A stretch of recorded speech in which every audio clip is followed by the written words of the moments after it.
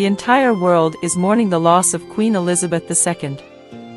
Queen Elizabeth II became a cultural staple during her long and eventful reign.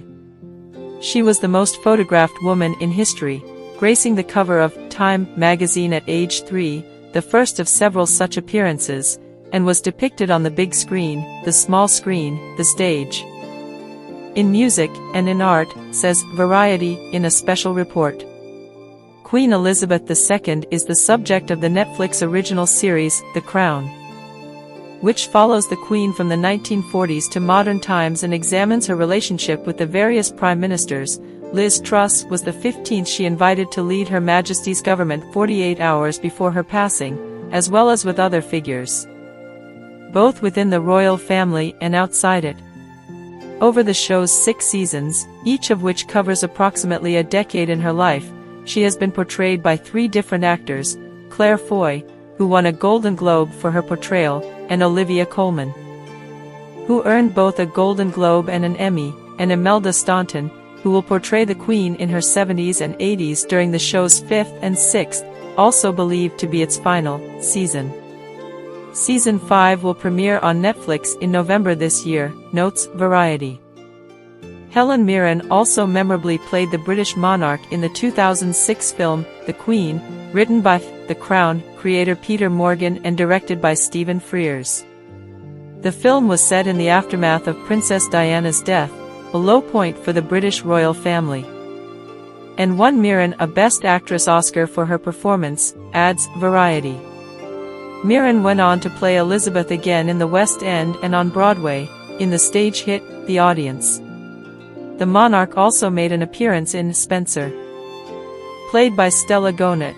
The film stars Kirsten Stewart as her daughter-in-law Princess Diana, while the Queen's early childhood was portrayed in the Oscar-winning 2010 film, The King's Speech, starring Colin Firth, Geoffrey Rush and Helena Bonham.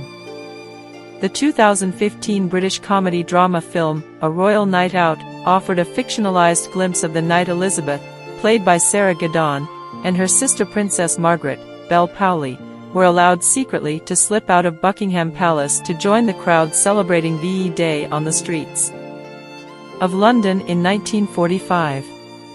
In 2016, the Queen, played by Penelope Wilton, was a character in The BFG, Steven Spielberg's adaptation of the book by Roald Dahl, and The Naked Gun, from the Files of Police Squad, also tackled the British monarch, according to Variety, literally. In this 1988 comedy, Leslie Nielsen's character uses a running tackle to save the Queen from what he wrongly believes to be an assassination attempt. The actress who plays her in the film, Jeanette Charles, has made a career of royal impersonation, standing in as Elizabeth in about 20 movies and TV programs over a 40-year period. In animated form, notes Variety. The Queen and her Cinderella-like royal coach survived an attempted robbery of her crown in the 2015 film Minions, and a rear-ending by Homer Simpson in a 2003 episode of The Simpsons, titled The Regina Monologues.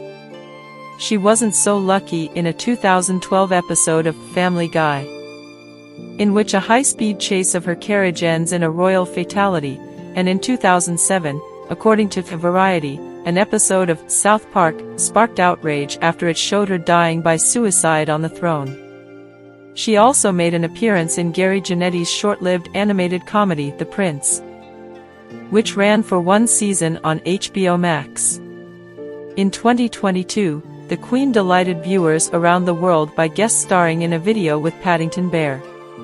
In the skit, which was filmed at Windsor Castle and broadcast before the Platinum Jubilee concert, Paddington is invited to the Queen's abode for tea where chaos ensues. At one point in the video that went viral globally, the bear offers Her Majesty a marmalade sandwich fished out of his hat, as he tells her, "I always keep one for emergencies." In response, the Queen replies, "So do I," and opens her handbag to pull out a marmalade sandwich of her own.